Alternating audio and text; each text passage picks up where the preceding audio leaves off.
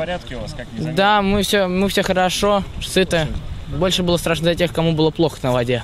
А те, кто погиб, вы знаете? Да, мне сегодня сестра позвонила. Они были в другом. Это правда. Они были в канойках, да, мы были на рафте. Ну, рафт не переворачивается.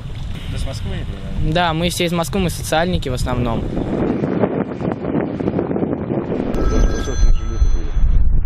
У всех?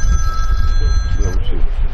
А какая была Они все обстановка вот вчера вообще погодная? Позволяла она выходить? Нет, конечно, не позволяла. Было штормовое предупреждение, информирование населения по всем средствам массовой информации.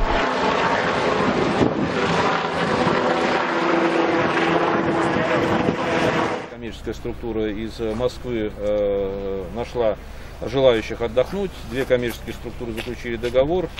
Ну, таким образом у нас появились отдыхающие в палаточном лагере, помимо стационарного. Следователи и прокуратура с этим разбираются, и будет задана очень жесткая оценка правомерности организации палаточного лагеря без обеспечения достаточной безопасности, потому что сопровождающие на этих рафтах и лодках были молодые люди, чуть старше погибших, это по 19 лет.